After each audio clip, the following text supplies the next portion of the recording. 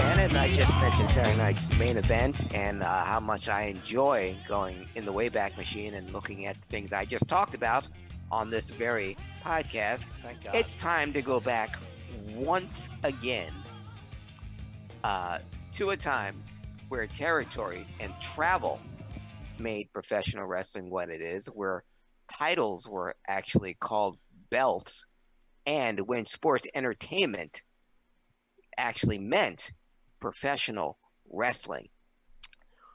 This is a different type of wrestling historian, Dan, because as much as we talk about the specter of and death, and we had to say goodbye to some wrestlers that we loved, this is birthday week on the Wrestling Historian because we're going to be celebrating. We're going to be celebrating the birthdays of many prominent superstars, past and present, and while putting in some different memories of wrestling events that took place this week. I also like to hear your thoughts on the professional wrestlers celebrating birthdays this week. We're going to go back to May 14th. Happy belated 35th birthday to a man that I know for a fact can draw money because I saw him doing it. And I know for a fact that he can get over because he even videotaped himself climbing over a fence. Happy belated 35th birthday to one Zack Ryder, the internet heavyweight champion of the world. Also, a very tough day for birthdays because happy belated 60th birthday to Steve Anderson, who would be known as Dr. Death, Steve Williams. Oh man, yeah. He would have been 60, and he would have been 65 May 14th. Happy belated birthday to the baby bull Leon White, otherwise known as Big Van Vader. Well, that's not good. All these guys are dead. Well, Zack isn't. Well, his career's dead, thanks to Vince. For now, I thought Zack Ryder's career was dead before he took to the internet and made himself. He talked himself back into being United States champion and having a match at WrestleMania. Do people realize that he helped shape how the company went forward with social media? That's all Zack? No, because fans know it, but of course the people that should know it and reward him accordingly choose to ignore it. Well, they also kept the show going when Owen fell from the ceiling, so I don't expect them to get much, you know. Yes, but happy belated birthday. Go ahead. No, I was just gonna say all this stuff you see, the reason they focus so much on social media and getting reaction out of the internet, that's all thanks to. So for better or for worse, that's all thanks to Zack. Yes. Straight up, he was at a certain position in the company that he didn't appreciate, and instead of complaining and bitching to management, which is what one would do when you're unhappy in the workplace, hey, I'm not happy, he's like, I'll do it myself. And I don't know if he did it on purpose. I don't know if he was doing it to save time because of his position, but it gave him a career renaissance. A renaissance, quite frankly, that should still be going on. There's a lot of guys and girls that work there probably shouldn't. He should, but alas, we don't make the decisions, unfortunately. Yeah, I like Zack. I don't get why people don't like Zack. You know, I don't get why people waste time not liking somebody instead of focusing on things they like in the first place. But alas, here we are. Yes, but happy belated 35th birthday to Zack Ryder. And I still think he's got a lot left in the tank, and I could see a resurgence in him coming again soon. May 14th, yes. I just want to add, Drew Gulak was released. Yes, you mentioned that, and he was supposed to be in the Intercontinental title tournament against Daniel Bryan. And he was released, and wasn't he and Daniel, didn't they have an angle? Weren't they working a program together? Drew being his coach, and them having a match at WrestleMania.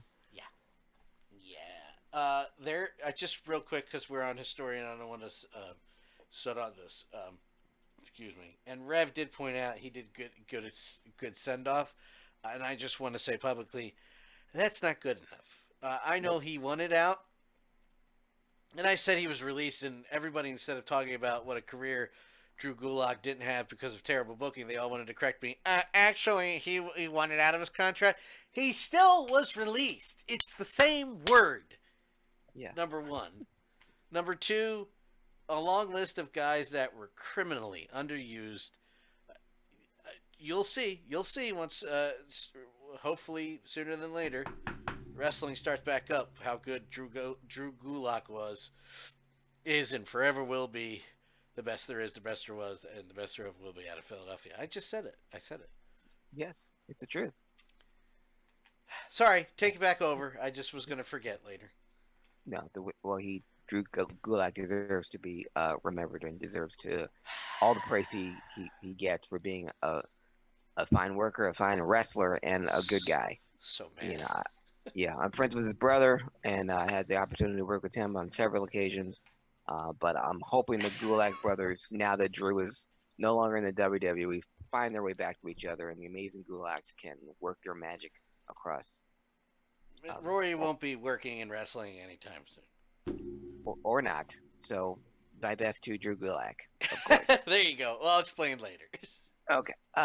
Staying on May 14th, and if we're stuck this long on May 14th, it's going to be a long week, folks. But May 14th, 1983, was a star-making event that happened in Portland, Oregon, because there was a young man that was making waves across the professional wrestling world, and no one had ever seen or heard of before. But he was an incredibly good-looking athlete, and needed a big push or a big spotlight on him.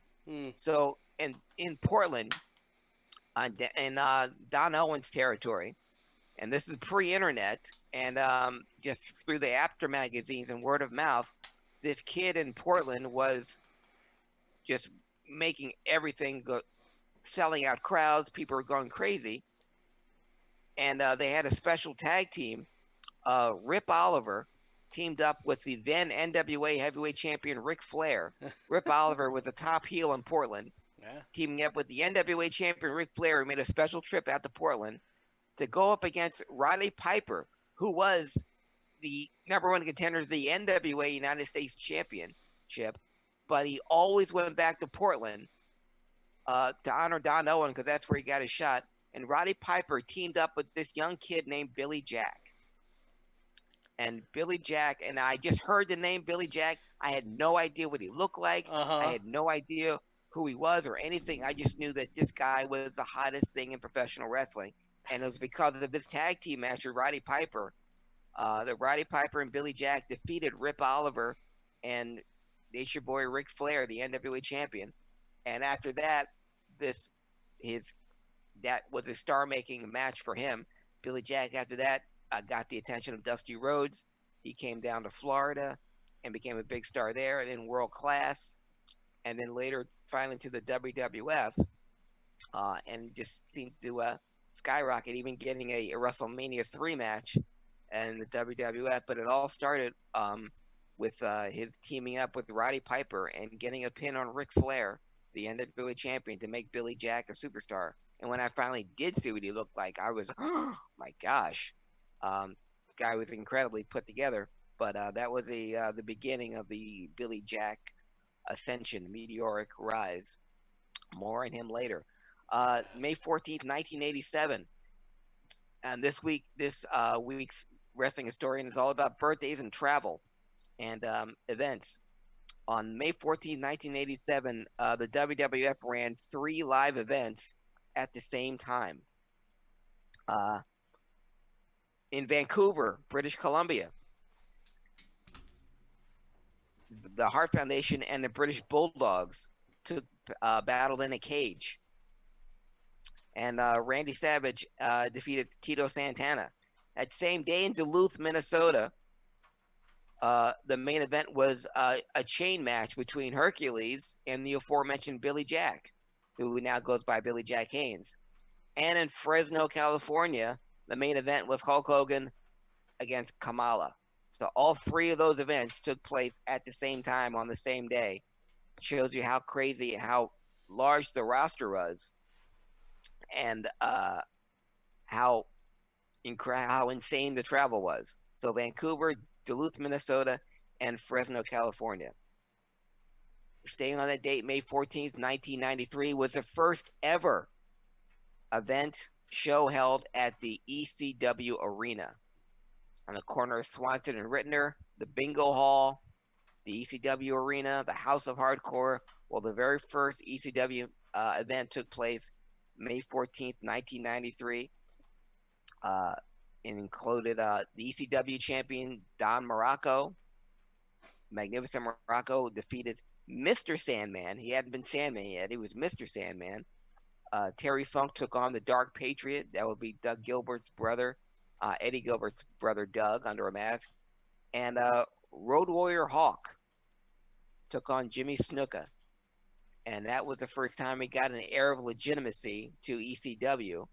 And through the connections of Paul Heyman at the time, that he can call in a favor and get someone like Road Warrior Hawk, one half of the greatest tag team of all time, to appear in this tiny ECW arena. But there he was. Exactly 1 year later. Show you how big a leap that ECW took from May 14th, 1993, the very first event in ECW. May 14th, 1994, when ECW, when Worlds Collide, we got to see the tag team of Sabu and Bobby Eaton go against the tag team of Terry Funk and Arn Anderson. What made it so incredible is that both Bobby Eaton and Arn Anderson both wrestled for WCW. And the angle being, during a match between Terry Funk and Sabu, Bobby Eaton came into the ring and attacked Terry Funk, which brought Arn Anderson to the ring to attack Bobby Eaton. So that took place, Sabu and Bobby Eaton versus Terry Funk and Arn Anderson in the ECW arena, when Arn Anderson and Bobby Eaton both still wrestled for WCW. On that same day, 10,000 miles late across the United States, in Anaheim, there was 10,000 fans in Anaheim at the Pond to see the main event. The WWF champion at the time, Bret Hart, defeated his brother Owen in the main event at a WWF house show that drew 10,900 fans in Anaheim. And 1 year later, May 14th, 1995, WWF will have its very first, and what they hope would be many, bi-monthly pay-per-views. It was the premiere 25 years ago of WWF in your house. How ironic. How ironic that years later that NXT is bringing that awesome name back. I always liked that name, and I was saying earlier that they should just be calling it that until this is all over and they can get back to arenas. It's WWE in your house. Yeah. That's a good name. I like the design. I like what they're doing with it. And maybe if they can bring back their original concept, because remember the first in your house, someone actually won an actual house. They were giving away a house. That's very true. I don't know if they can bring that back now, but I don't think they can. No. at the time, it was a very novel idea, and it was only $14.95 every month. But that was the first WWF in your house. It was May 14th, 1995. May 15th, a couple of belated birthdays. The people that are still with us, a couple of Hall of Famers. Happy 62nd birthday to former fourth place runner-up to the Heisman Trophy winner, Florida State Seminole, and member of the National College Football Hall of Fame and the quote-unquote WWE Hall of Fame. Happy 62nd birthday to Ron Simmons. Damn. And happy 63rd birthday to a man born in, get this, born in Edgerly, Illinois. Happy 63rd birthday to Kevin Von Erich. Oh. But born in Illinois. Wasn't born in Texas. By the way, just to backtrack for a second, I do feel that Eve will be back sometime soon. That who will be back? Eve. Yes. I do think that's just a matter of time. Kevin Von Erich. I won't say this because he follows me on Twitter. I won't say this because he thought a joke that I made about the Sportatorium versus the crowd at a Dallas Star game. I believe I said that without tagging him. I just was watching a Stars Flyers game, and I might have said that there was less people there during a Stars game on a Saturday that were in the Sportatorium on a Friday night in Dallas.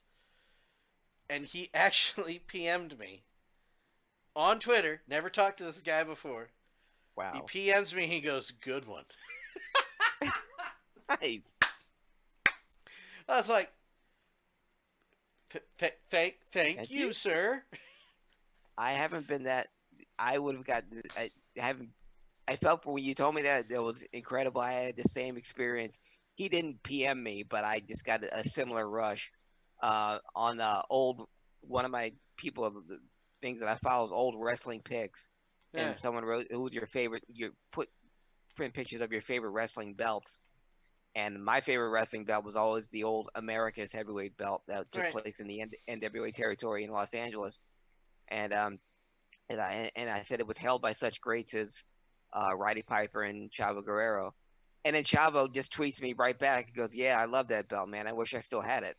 I was like, "You talking to me?" Who, me, sir? Me? Because you see a DM pop up or a reply. You say Hmm. Chavo Guerrero Jr. replied. You're like, and I think I wrote 3 different responses and I just erased them. I'm like, what am I gonna Yeah. say? I'm sorry your brothers are dead. I'm sorry.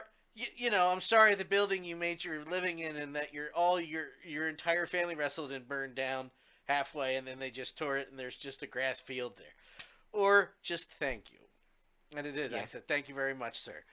But that is a guy I would love to get on this show if we start doing interviews again. Just a heads up, we don't do interviews because I just don't ask anymore. Hmm. For those who like to, watch from afar and make comments, I decided not to start asking for interviews again. I could get 30 people that I know of off the top of my head tomorrow if I wanted to.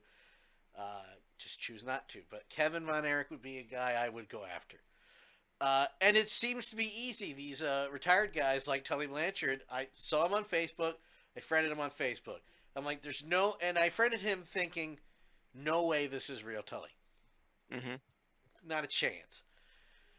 And we were talking about something one week, Dean and Chris and I was like, I think I'm going to ask Tully if it's Tully and get him on the show. And the conversation went, "Hello, sir. I'm just writing and want to know, is this really Tully Blanchard?" So I have a question.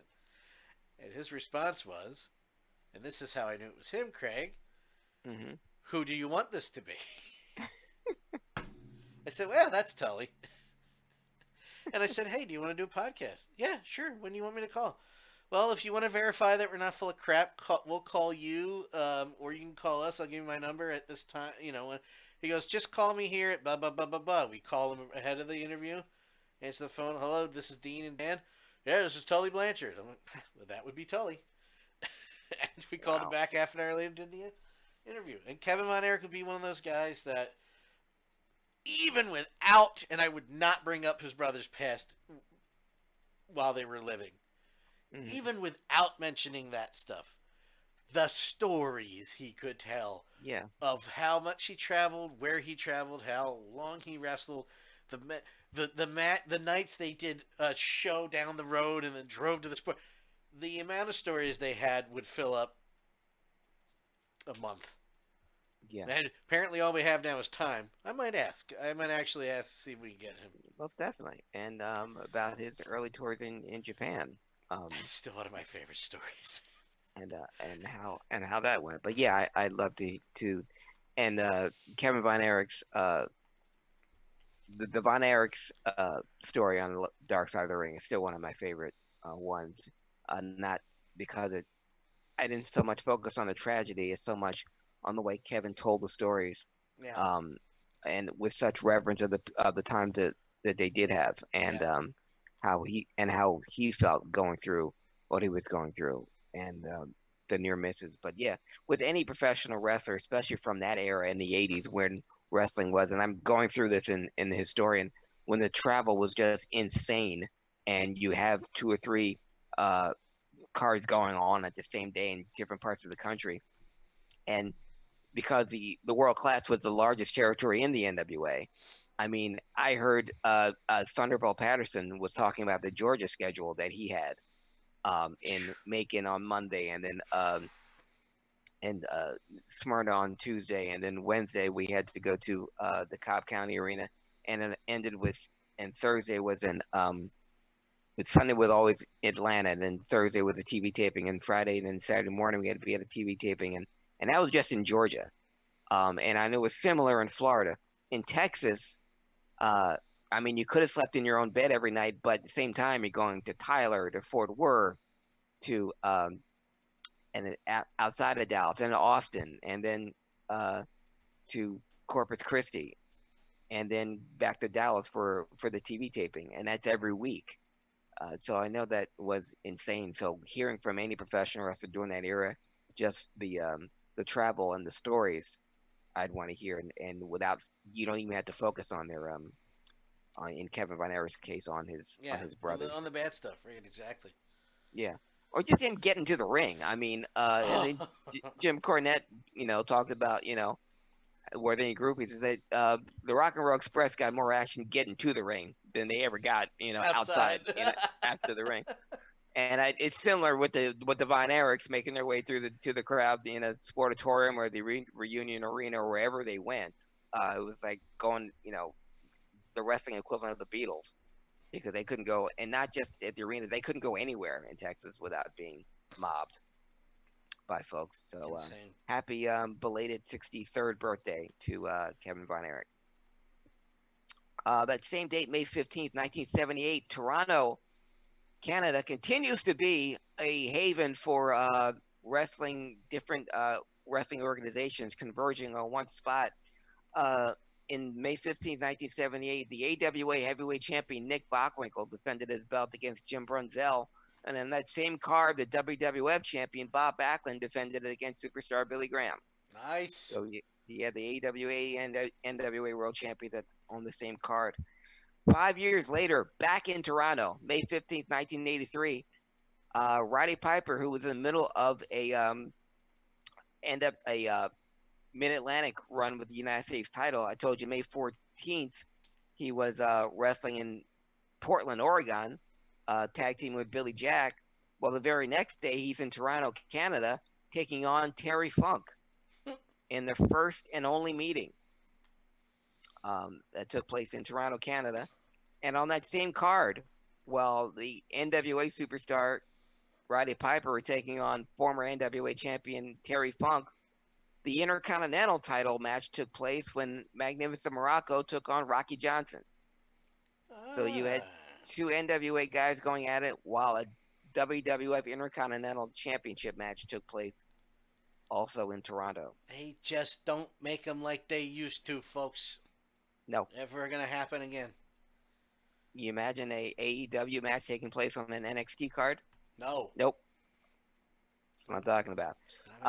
May 15th, 1987, the WWF held its first ever event in Houston at the Sam Houston Coliseum. Paul Bosch actually did commentary for this, and this was WWF's first ever event in the NWA AWA stronghold of Houston. And what made it even more curious, Dan, coming out to start the show was Ted DiBiase. Mm-hmm. And Ted DiBiase, who had long been a fixture in Houston, but this was his first appearance in Houston in 7 years. And it was for the WWF. But the thing was, he hadn't debuted as a $1 Million Man yet. Oh. So he was still a face in Houston. Yeah. And they brought up the one-man gang, who was always a heel, to try and antagonize Ted in that match. On that same card, another longtime Houston staple, uh, Hacksaw Duggan was on that card, and in what might have been the beginning of the WWF burying hometown folks, Hacksaw Duggan got pinned by Nikolai Volkov Huh. because of some help, outside help from the Iron Sheik. All And right. it wasn't until Hacksaw came, got his 2x4 and cleared the ring to send the fans home happy. But the main event that night in Houston, the WWF's first ever event in Houston, it wasn't in a steel cage, but still thrilling nonetheless. The Intercontinental Champion Ricky Steamboat pinned Randy Savage Wow. in the What year main was this event, again? May 15th, 1987. Interesting. Right after WrestleMania 3, Yeah, there were again. still Savage and Steamboat still during the Intercontinental title tour. House shows all across the country where no TV cameras were in sight. They had a series of cage matches that tore the house down. Their first match in Houston, and to the best of my knowledge, as much as Ricky Steamboat and Randy Savage traveled the nation in professional wrestling, this was both their first matches ever in Houston. Neither one of them had ever wrestled in Houston before. So that was a main event in May 15th, 1987. Uh, May 16th, another birthday of another Hall of Famer, trainer to the stars, some would say. This man trained Tommy Dreamer, Devon Dudley, Hugh Morris, Matt Stryker, and the one and only Taz. Happy belated 82nd birthday to the unpredictable Johnny Rodz. I didn't know he trained Hugh Morris. Yeah. I had no idea. Wow. Mm-hmm. Very nice. Yeah. He's all right. Except for the whole dickhead thing a couple years ago.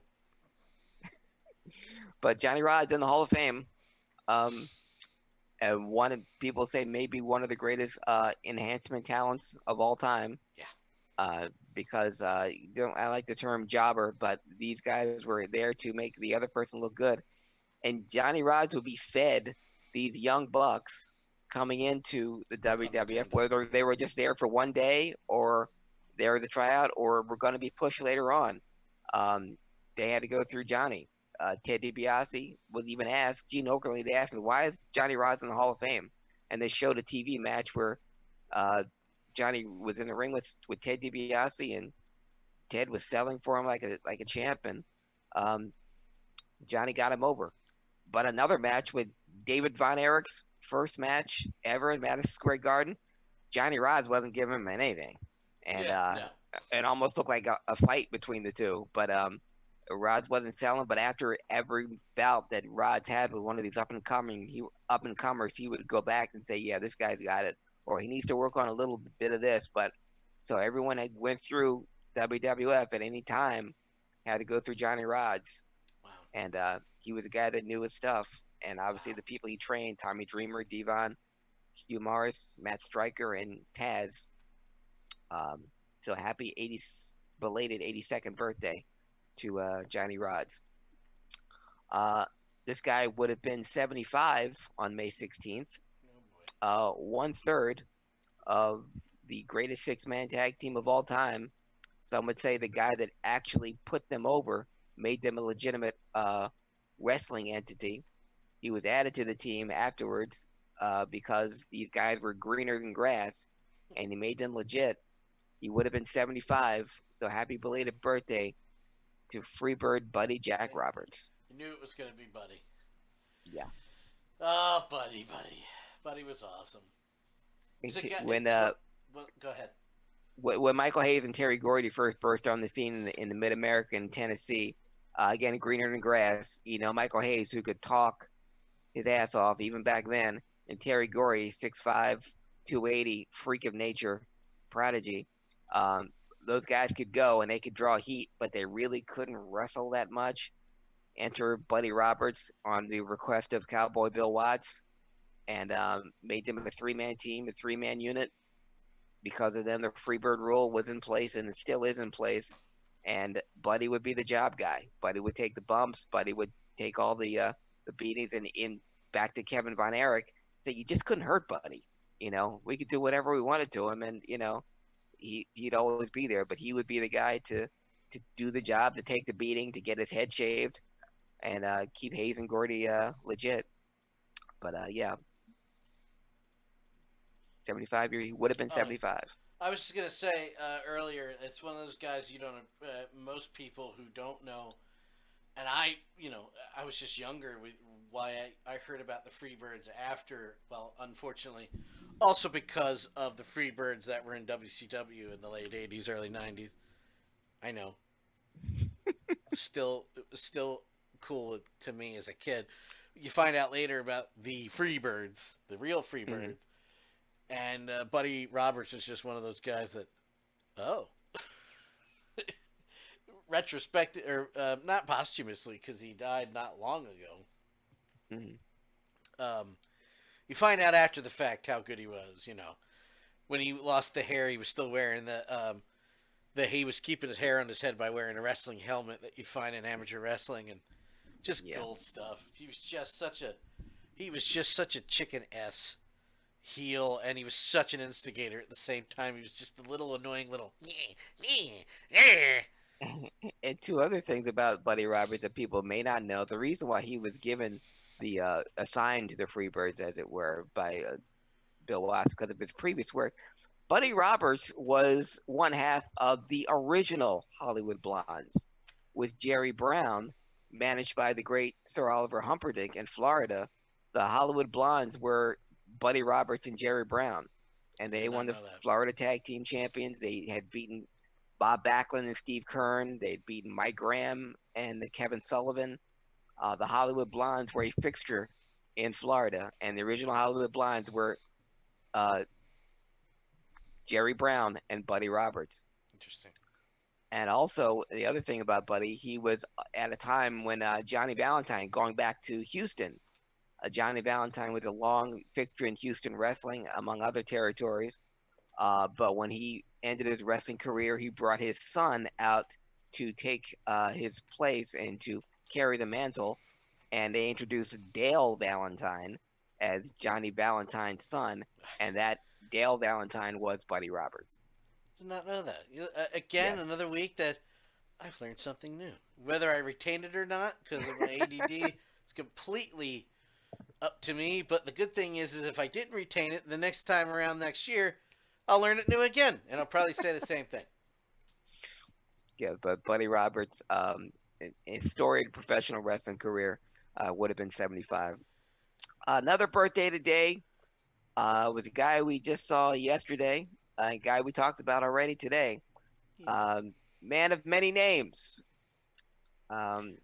Soul Taker, Papa Shango, the Supreme Fighting Machine, Kama, the Godfather, the Good Father, and the Godfather again. Happy belated 59th birthday to Charles Wright, who we saw last night in Dark Side of the Ring, who was supposed to be Owen Hart's opponent on that fateful night, and over the top. But Charles Wright, another guy that many people always gotten along with, and no matter how many different names he has, different characters he has, he makes it work. One of my favorite tributes to him, I've never been a New Day fan. I probably never will be a New Day fan. But on a Halloween episode of SmackDown, you had all three members of the New Day dressed up as a character from Charles Wright. So one of them was Papa Shango, another was the Godfather, and another person was I forget who was Kama.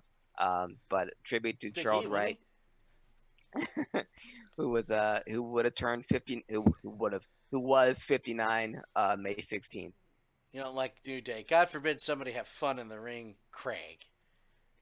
Yeah, I like fun in the ring. I also like professional wrestling. Oh my God! You can have. No, I'm not doing this, Jim Cornette Jr. Okay. Go ahead. Go ahead. No. No, I like the. I've always liked the New Day. No, you're allowed to have your opinion. You don't have to.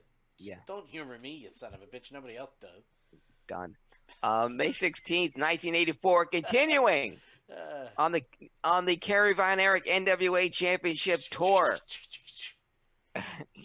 On this particular day, May 16th, 1984, NWA champion Kerry Von Erich defended his belt in Miami Beach against the challenger superstar Billy Graham.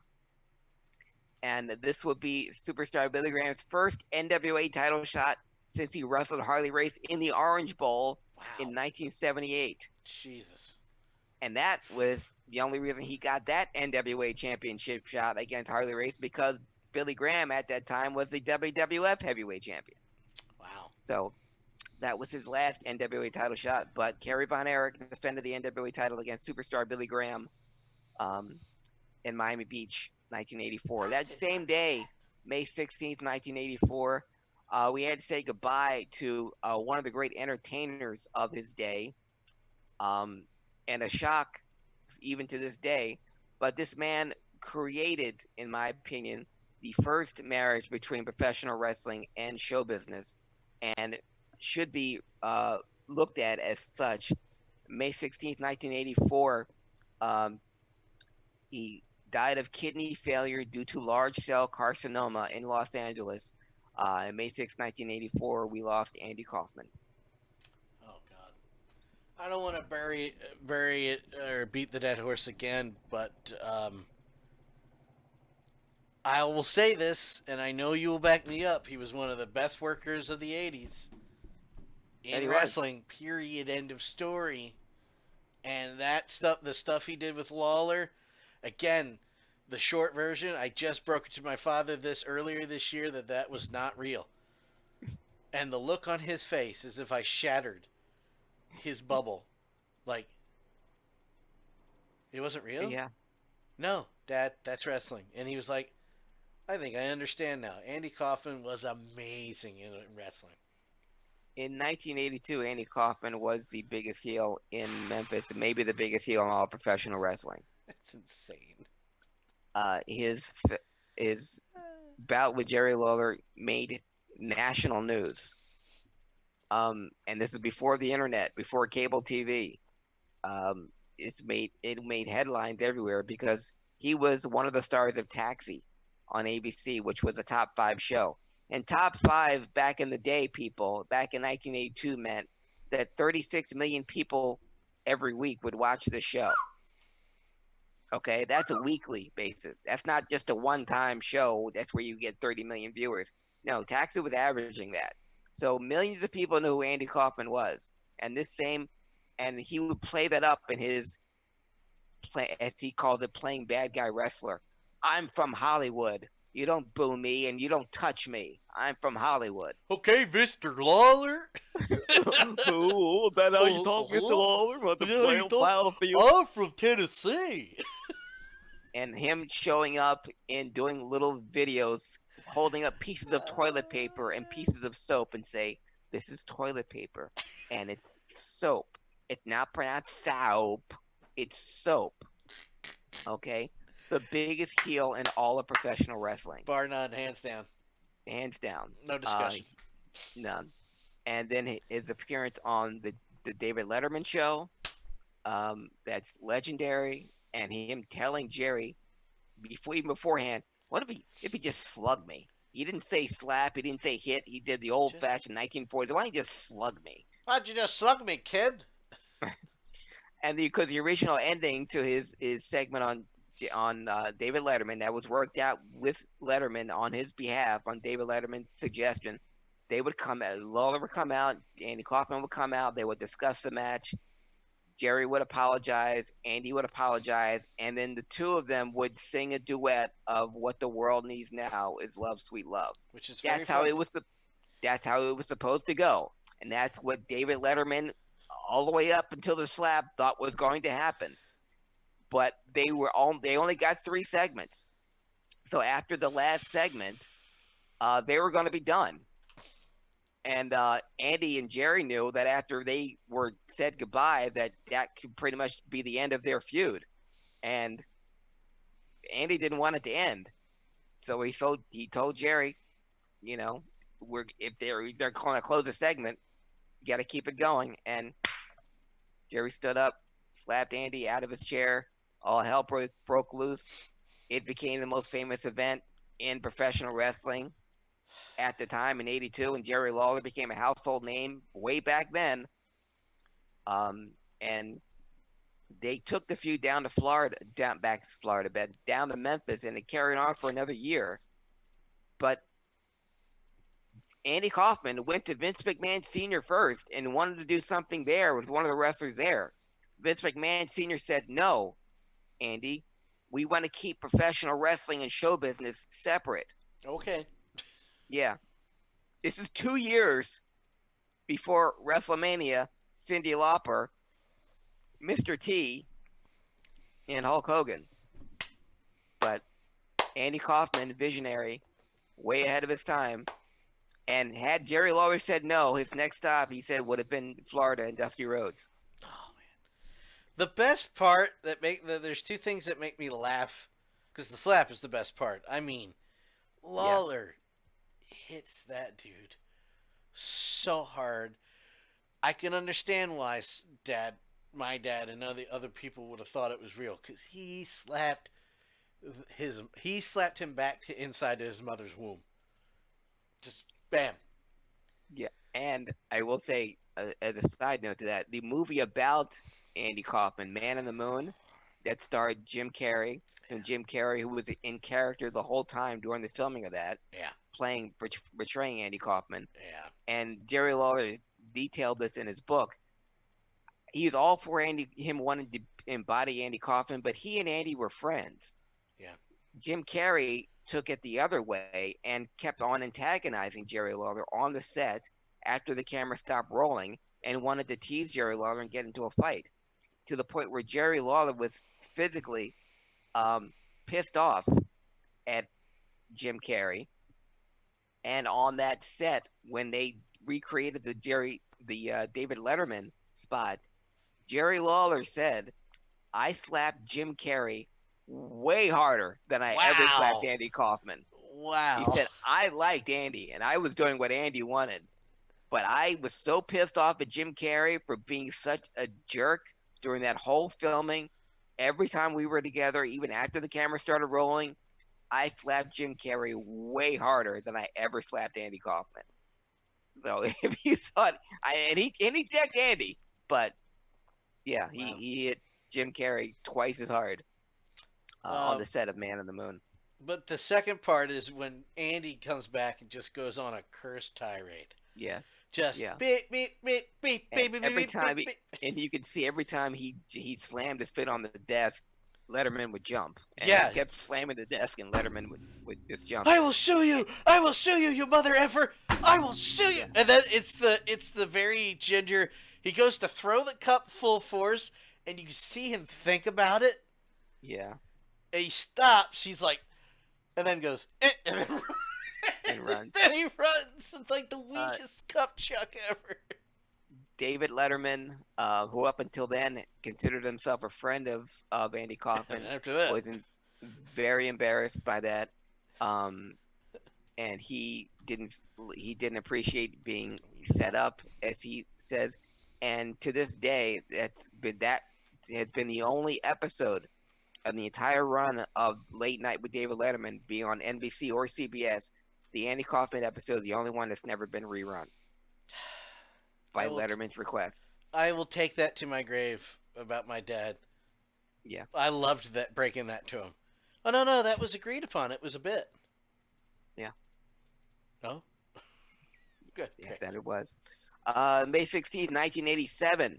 Jesus. The Hart Foundation and British Bulldogs feud kindly came to an end, or didn't come to an end, but reached its apex on this date, May 16th, 1987, and the Saddle Dome in Calgary, where all four men kind of made their way. The Hart Foundation took on the British Bulldogs in a steel cage match, where all four men had to escape the cage, and whatever team made it out first would win. And Neidhart and Dynamite had gotten out, and Brett climbed over the cage. At the same time, Jimmy Hart, their manager, slammed the door in Davey Boy's face, enabling the Hart Foundation to win. But that was their, and from everyone who remembers, who was there at Calgary, that cage match between the Hart Foundation and British Bulldog was absolutely epic. Same date, May 16th, 1996, at a house show in Albany. Uh, 4,972 fans in attendance. I just brought this up because of the participants. The main event of that house show, Steve Austin and the Legion of Doom defeated the team of Brian Pillman, Davey Boy Smith, and Owen Hart. Alrighty. And the great thing about that match is Brian Pillman. This is the beginning of the Hart Foundation. Davey Boy Smith was the European champion. Owen Hart was the Intercontinental champion, and Owen and Davey were the WWF Tag Team champions at the time. So they had all the gold, and Owen had a slammy. He had 2 slammies in. He made it work, though. He did. May 17th, 1963, Dan. Oh, we're going back? We're going back to, some would say, where it all started. Uh-oh. May 17th, 1963, Madison Square Garden, in front of 19,639 fans. Bruno Sammartino defeated the original Nature Boy, Buddy Rogers, in 48 seconds to win the Worldwide Wrestling Federation Heavyweight Championship and start the longest title reign in professional wrestling history. Alrighty. After that date, May 17, 1963, Bruno Sammartino would win the belt from Buddy Rogers with an over-the-shoulder backbreaker and would hold the belt for 7 years, 11 months, 3 weeks, and 2 days. Remember when I said they don't make them like they used to, folks? Yeah. Still the longest streak in professional wrestling history, and like Will Chamberlain, these records will never be broken. Nope. But it started May 17, 1963, the beginning of the Bruno Sammartino era. May 17th, 1981. This is right after Tommy Rich had his brief run as the NWA champion. Well, on May 17, 1981, a month after this, Tommy Rich would win a one-night tournament in the Omni in Atlanta to become the Georgia Heavyweight Champion. Georgia Heavyweight Champion is still one of the top regional titles in the NWA. I bring this up because the 2 people that Tommy Rich beat to win the Georgia Heavyweight Championship, he beat Nikolai Volkov in the semifinals, and he beat Greg Valentine in the finals to win the Georgia Heavyweight Championship. Both Greg Valentine and Nikolai Volkov both wrestled in the WWF at the time. So you had 2 WWF wrestlers involved in an NWA tournament for an NWA belt. Wow. Again, long time ago. May 17th, 1984, continuing with the Kerry Von Erich NWA Championship tour. Kerry Von Erich defended the NWA heavyweight title in Melbourne, Florida against Black Bart. Ah, Black Bart. Yes, former Rick Harris. But Black Bart was one of Kerry Von Erich's few NWA title defenses. May 17th, 1986, in still one of the most weirdest title changes, and I still, with no explanation, has happened. It's been going on 34 years now.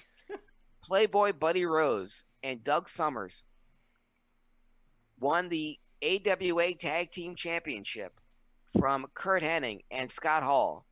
That's Mr. Perfect and Razor Ramon. They won the AWA Tag Team titles by a countout. Hold on. During the bout, Colonel Debeers, who had been feuding with Scott Hall at the time, Colonel Damn after Debeers. Scott Hall had been thrown out of the ring, Colonel Debeers came and ran Scott Hall's head into the post, causing Scott Hall to bleed and be knocked unconscious. He was a legal man. He was counted out of the ring. The referee inexplicably just brought up the AWA Tag Team belts, gave them to Playboy Buddy Rose and Doug Summers, and they walked out of the ring as champions. All right. Larry Nelson, the announcer, said, "What? They're champions? How does that? I guess the Buddy Rose and Doug Summers are the new AWA Tag Team champions. No, that's not how I it don't works at believe all." this." And then the very next week, Larry Nelson has to explain to the viewers on AWA TV that the titles were on the line. It could change hands by count out just for this one match, but still never explained why it was just for that one match. Because I said so. So that was the beginning of the end for me with the AWA slide downhill. But yeah, so May 17th, 1986, the AWA Tag Team Championship changed hands on an count out. Unreal. Also, May 17th, 1987, happy belated 33rd birthday to Cash Wheeler, a.k.a. Dash Wilder, a.k.a. that guy from the Revival, a.k.a. that guy from the whatever they're calling themselves now. I saw a tweet when they were granted their release. Somebody said, "Were they really actually that good?" Yes. Yeah, that was I was like, yeah, yes, they were. But really, no, yes. Yeah. They were really the best tag team in professional wrestling in any company. Yeah. Period. No discussion. Yeah, and if you want to get with it, fan, whoever said that, they're still the only team to be NXT, Raw, and SmackDown tag team champions. No other team can say sucked. That. Weren't that good. Yeah. Sucked. And the only thing that I wouldn't call them the next Midnight Express. If anything, they're the next Tully and Arn. Yeah. Because they can do more than any other tag team as far as maneuvers and getting heat and just being damn good, right down to the boots. They got the old Anderson brothers boots. So happy 33rd birthday to Cash Dash Wheeler Wilder Revival reunion guy. May 17th, 1992, WCW had its first Wrestle War. Good. And one of the things that highlights of this is one of the better war game matches that there ever were, specifically for the personnel. The finals of the first Wrestle War in the war games, on one side you had Sting, Nikita Koloff, Dustin Rhodes, Barry Windham, and Ricky Steamboat defeating the Dangerous Alliance team of Arn Anderson, Bobby Eaton, Larry Zbyszko, Rick Rude, and Stunning Steve Austin. Hell yeah. Yes. It's like a who's who of wrestling in that match. Yeah. It was one of the better war games that there ever was. The very next year, May 17th, 1993, it was one of the more memorable Monday Night Raws of all time because of the who's who of what was going on then. In that particular Monday Night Raw, Marty Jannetty defeated Shawn Michaels for the Intercontinental Championship, Marty's first and only singles title during his whole time in the WWF. This was after Marty got his head thrown through the barbershop glass window. This was him making his return under a hood and glasses, and would defeat Shawn Michaels for the Intercontinental belt. That same card, Yokozuna defeated Kamala, and also this skinny guy that he came on, he was called the Lightning Kid, and then he was called the Kamikaze Kid, and then the Cannonball Kid. Well, this kid pinned Razor Ramon in that Monday Night Raw and would become the 1-2-3 Kid. So all that took place on that one Monday Night Raw. And did you know that 1 + 2 + 3 is 6? Yeah. And also, did you know that 1 × 2 × 3 is also 6? Okay, I got it. I'm just saying 6 with a Y, buddy. Yes. I when he got signed, when he came in the NWO, I was ecstatic, and then he was gone by 98. It just pissed me off. Yeah. It's one of the first times they addressed it on TV, and I was like, oh, those mother effers. And then literally that week, he's on Triple H cuts that amazing promo, and he's on in DX. Yeah. Good job, guys. All right, Hogan. Thanks, buddy. May 18th, 1984, continuing on the Kerry Von Erich NWA Heavyweight Championship Tour.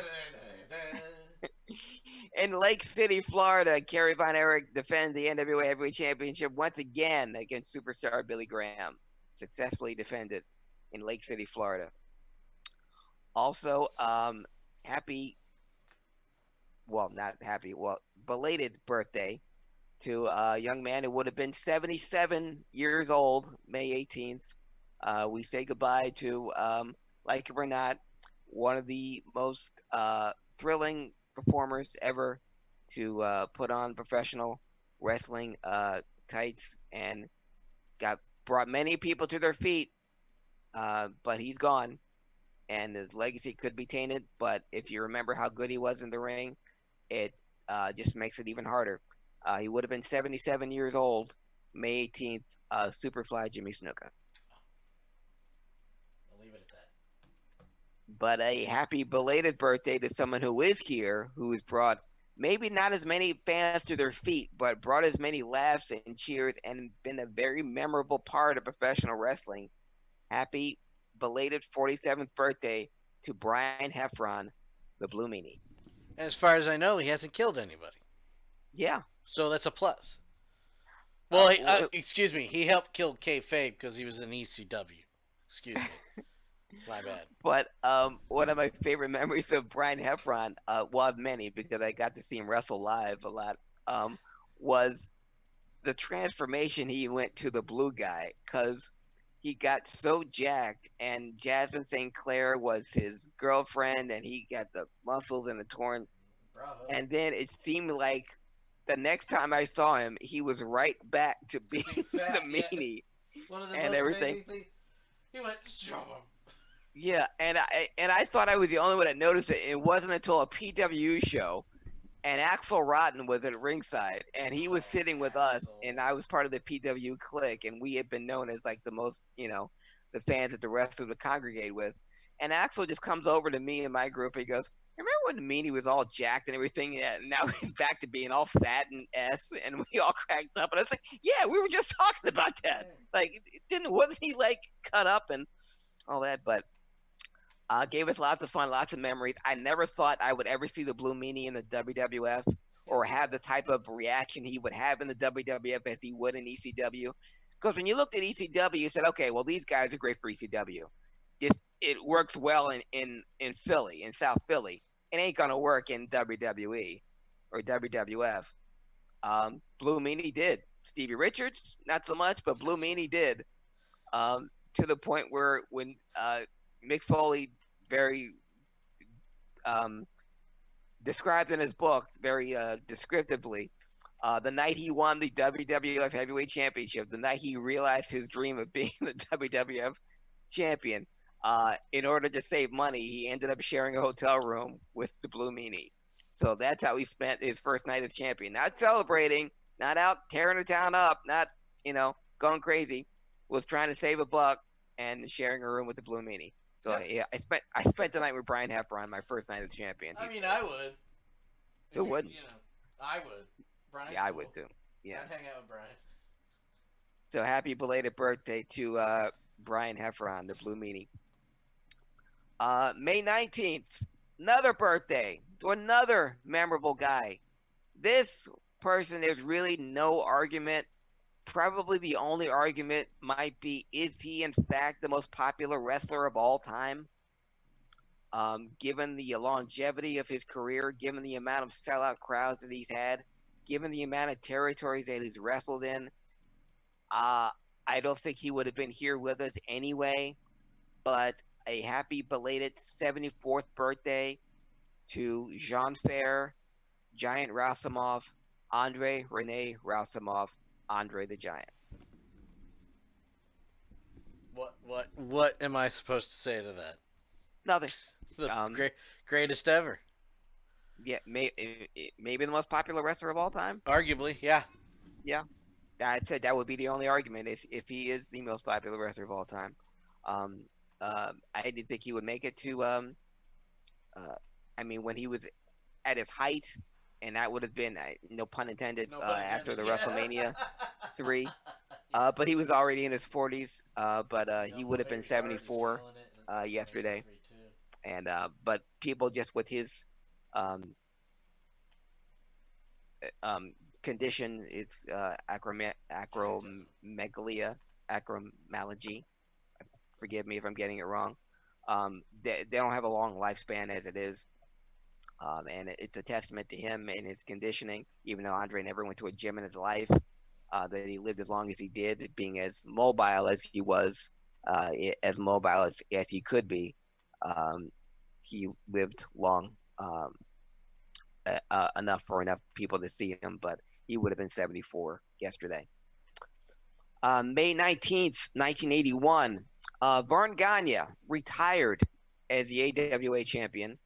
And in the first of many instances where he would reward his friend and loyal stalwart, Vern Gagne retired as the AWA champion, but instead of having a tournament and instead of having people fight for it, and instead of giving someone else a chance, just awarded the AWA championship to the then number one contender, Nick Bockwinkel. Fine with So, that. yeah. And so Bobby Heenan was fine with that too. Um, I bet. but because that meant Nick Bockwinkel will once again be AWA champion without ever winning it in the ring. And that wouldn't be the first time that Nick Bockwinkel would win the AWA title without getting it in the ring, i.e., Stan Hansen. But that was the beginning of the times. And we've already discussed on this podcast about when Hulk Hogan had pinned Nick Bockwinkel, and somehow Nick Bockwinkel still remained AWA champion. But this was the one of the many times that Vern Gagne rewarded Nick Bockwinkel with an AWA championship that he did not win in the ring. Good. May 19th, 1985, give you an example of the how popular professional wrestling was throughout the country and what was going on in the southern part of the world. In Birmingham, Alabama, this is during a WWF card. Oh boy. The main event was Greg Valentine and Brutus Beefcake against a team of Junkyard Dog and Mr. Wrestling 2. What year? That, that was in 1985 in Birmingham, Alabama. And Mr. Wrestling 2 was not a WWF guy, but he and Junkyard Dog, because they have been known in the Birmingham region, teamed up to fight Greg Valentine and Brutus Beefcake. Even weirder because last time Mr. Wrestling 2 and Junkyard Dog were in the ring together, they were feuding. And it was Junkyard Dog who lost a loser leave town match to Mr. Wrestling 2 to send him to the WWF. But here they were teaming up to take on Greg Valentine and Brutus Beefcake. Meanwhile, over in the NWA, 3 cards took place on the same day. In Asheville, North Carolina, Jimmy Valiant took on superstar Billy Graham in a street fight. In Columbia, South Carolina, Dusty Rhodes took on Nikita Koloff. Dick Slater took on Ivan Koloff. And in Roanoke, Virginia, World TV champion Tully Blanchard took on the United States champion Magnum TA. Wow. And all those cards took place on the same day. Birmingham, Asheville, North Carolina, Columbia, South Carolina, and Roanoke, Virginia. Interesting. And on it goes. 4 years later, Dan, May 19th, 1989, the WWF had 3 live events going on at the same time, too. In Altoona, Pennsylvania, the Bushwhackers took on Tully and Arn. And the main event was John Studd versus Andre the Giant. And that would have been Andre's 43rd birthday. What's interesting about that was Studd taking on Andre. John Studd was the face in that bout, and Andre was the heel. But that was in Altoona in front of 2,764 people. Meanwhile, in Chicago, in front of 16,000 fans, Bret Hart took on Mr. Perfect in a double disqualification. The Rockers beat the Rougeaus, and Randy Savage defeated Hulk Hogan by countout. And on that same day, if that weren't enough, and by God, don't you think it ought to be, in New Haven, Connecticut, 6,000 fans watch Ultimate Warrior beat Rick Rude, the Intercontinental Champion Rick Rude, by a countout. And Demolition take on Big Boss Man and Akeem. And one of the bouts that day in New Haven, Connecticut, Bad News Brown defeated the Blue Blazer. Oh, wow. So all that took place on the same day, 1989, WWF. Also that night, that day, Dan, May 19th, 1989, we talked about last week how Terry Funk challenged Ric Flair to a bout, and Flair said, "You're off making Hollywood pictures." Well, May 19th, 1989, was the theatrical release of Peter Griffin's favorite movie, Roadhouse, Roadhouse. that had in a supporting role Terry Funk. May 19th, 1990, I know where you were for this one because it still stands out as a memorable pay per view. WCW's first ever Capital Combat in Washington, D.C. Oh, no. Yes. No. But before the main event, some actual good wrestling took place and some titles changed hands. Okay. The Midnight Express defeated Tom Zink and Brian Pillman for the United States Tag Team title. Doom, Ron Simmons, former Birthday Boy, and Butch Reed defeated the Steiners for the NWA World Tag Team title.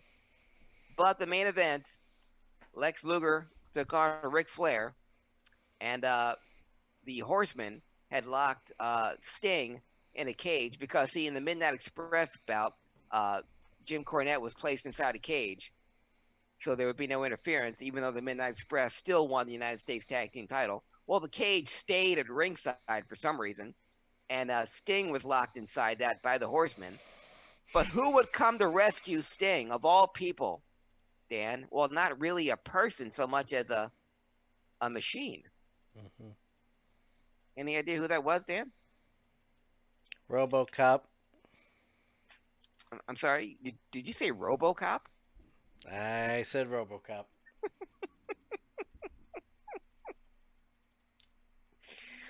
I was too embarrassed to say it. That's why I wanted you to say it. Oh, yeah, because I feel much better about saying it. Fucking RoboCop. Yes, RoboCop saved Sting. And have Jim Ross make the call. That's RoboCop! I'm not laughing. I don't know why I'm laughing, because I had to defend this, okay? No, you didn't. Did I watch it on pay-per-view? And I think some great wrestling, because these are all WWF marks that I had to convince that the WCW, the NWA was better, had better wrestlers, had better talent. And then out comes RoboCop. You lost that one on this day. Yep. Couldn't defend that. Well, 1 year later, Dan, they dropped the Capital City Combat, and 1 year later, May 19, 1991, was the first Super Brawl. Thank God, no RoboCop. And no, but there was no RoboCop, but there was the debut of Oz. Oh, God. On that Super Brawl. My favorite thing about Oz, right, is hearing Kevin talk about it. Fixing my mic here. Where he's like, Kelly always brings this up. Where he's like, we're gonna call you Oz, baby. I'm gonna put the blonde hair on you and dress you up in green. It's gonna be great, baby. You'll be Oz. And Kevin's like, Dusty, Oz is a geographical location. It's the Wizard of Oz. I'm not Oz. You'll be Oz, baby. It's gonna be great. It was not. It was not. The bad part for me was watching this on pay-per-view that I paid for. That was the bad part? Yeah. Well, it was watching the debut of Oz, and they had three actors dressed up as the Tin Man, Dorothy, and the Cowardly Lion. They had to wait on stage for what felt like an hour for him to appear, and they were just standing there for Kevin Nash to appear in a blonde hair, I want to say blonde wig, and this wizard outfit. And thankfully, he would defeat Tim Parker in 30 seconds. But that was the debut of Oz. Also, El Gigante, speaking of embarrassment, would defeat Sid in a stretcher match where the stretcher was never used. Sid just, after losing to El Gigante to a claw hold, just walked out of the ring and walked back to the dressing room, and that would be Sid's last match in WCW at the time, because Sid had already signed with the WWF. That before he after he stabbed Arn. That was after. Ah, gotcha. Yeah. So he was already gone, but the stretcher match didn't have a single stretcher in it, and no one left on a stretcher. Makes sense to Also, me. a year after winning the NWA Tag Team Championship, exactly 1 year later, they won it at Capital Combat, but in Super Brawl, Ron Simmons would defeat his former tag team partner in a steel cage match. That would start Ron Simmons' eventual run to the WCW Heavyweight Championship. But a year earlier, they were NWA Tag Team Champions. That same card, Bobby Eaton. A year ago, he was part of the Midnight Express, but May 19th, 1991, Bobby Eaton defeated Arn Anderson for his first and only singles title. He defeated Arn Anderson for the WCW Television Championship. Bobby Eaton, 6 years with the NWA, WCW, the only title, the only singles title he would ever hold. He defeated Arn Anderson for that. And the main event, Ric Flair defeated Tatsumi Fujinami Good match. in the NWA WCW Heavyweight Championship. Good match. Speaking of good matches, Dan, what a great segue. Thank you for that. May 19th, 1995, 4 years later, was the first of the three great matches in the Guerrero-Malenko Classic Weekend. The first match took place in Hazleton, PA, at St. Joe High School, where Eddie Guerrero would defend the ECW TV belt against Dean Malenko and would win the first bout. That was bout number one of that weekend.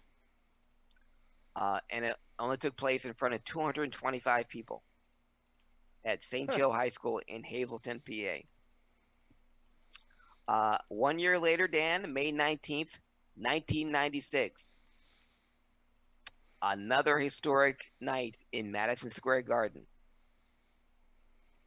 May 19th, 1996, Hunter Hearst Helmsley would defeat Razor Ramon.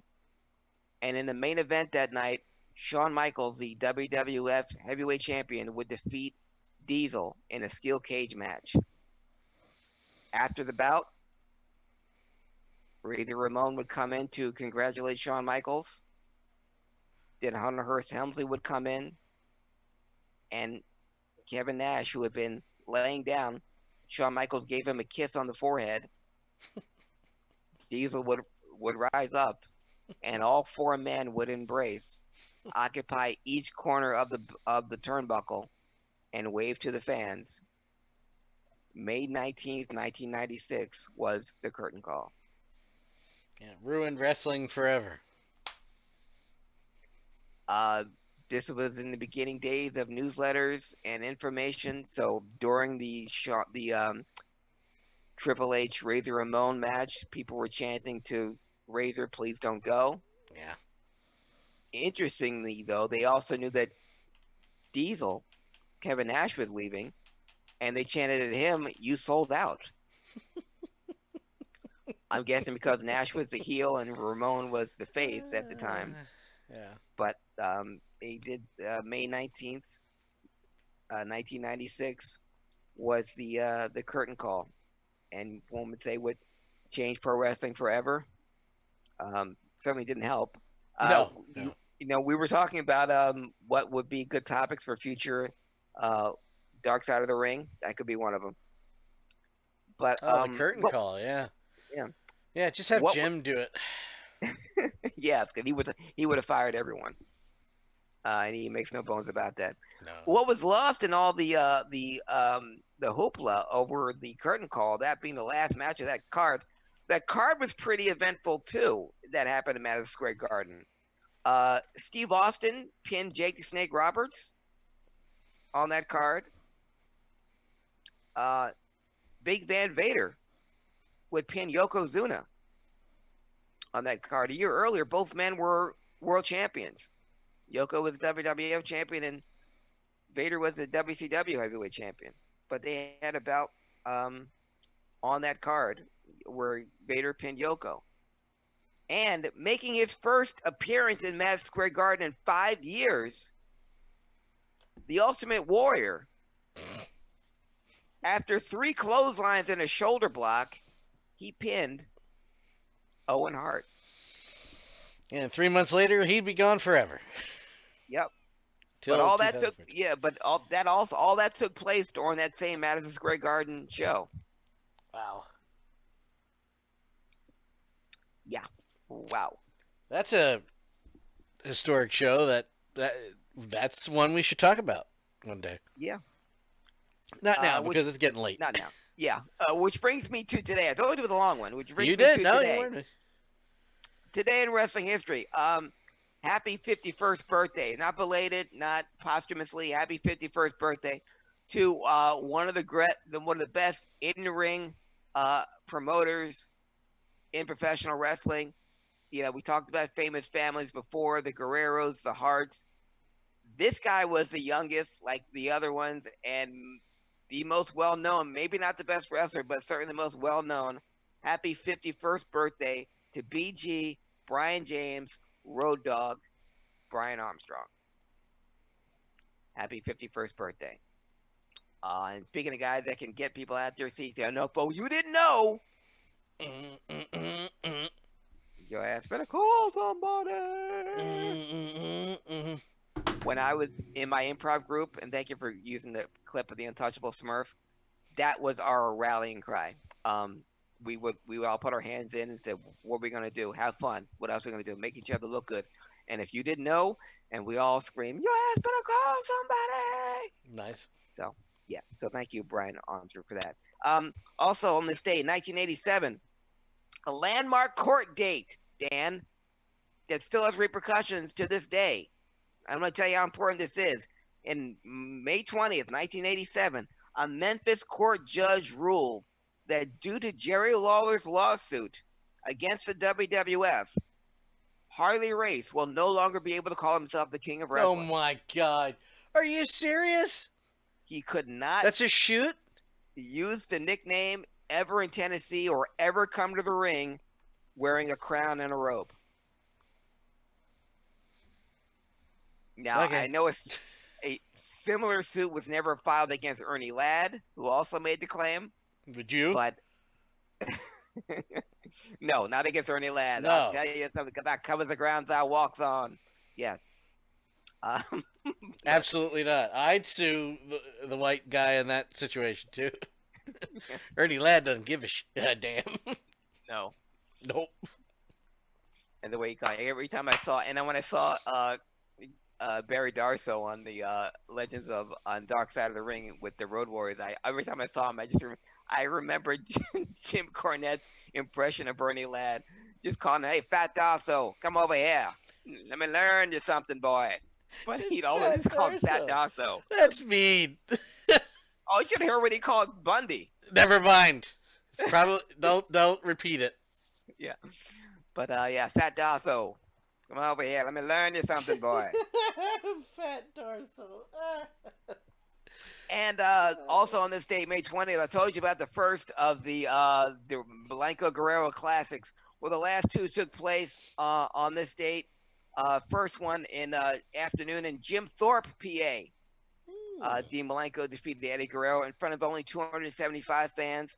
And the final match that took place between the Guerrero-Malenko Classic 3-match card took place that evening in Langhorne, Pennsylvania, at Neshaminy High School, in front of only 291 fans. Eddie and Dean went to a 30-minute draw, and those three matches took place are the Malenko Guerrero Classics in St. Joe High School in Hazleton, Jim Thorpe, PA, and the Chamonix High School. Combined, there wasn't 1,000 people that saw those matches combined, but all three of them may have been the greatest matches in ECW history and in all of wrestling. Guerrero, Malenko, to me, are next to Steamboat and Flair as the greatest wrestling matches of all time. But their third one was 25 years ago today, May 20th, 1995. And that, my friends and enemies, is the Wrestling Historian. And I'm Craig Lagans. And you can follow me on Twitter, on Facebook, and on Instagram at Craig Lagans. CraigLiggeons. It's spelled right there. Right on the bottom. Right there. I am Dan Colachico. You can follow me on Twitter at DanLaw83. If you're on an iPhone or your Android phone, go to your Oddpast. Nope. Go to your podcast app. Type in Podcast Pay. Oddpast Pay. Download Day O'Shea. Thank you. Piglet. Type in VOC Nation Radio. Hit subscribe. Share it with all your friends. Go to youtube.com/DanLaw83. Go to twitch.tv/DanLaw83. Or go to VOCNation.com. Listen to the show. And Craig has... you're going to see when you're watching this on YouTube or on... If you're watching this on YouTube, you're going to see it's two parts, which I'm going to split. Craig has inspired me to make sure that the regular segment and the Wrestling Historian segment are two different videos now. Try to get the ratings up, number one. And number two, if you're listening to our podcast, you've already sat through the whole thing, and it doesn't matter. It's going to be one part audio-wise.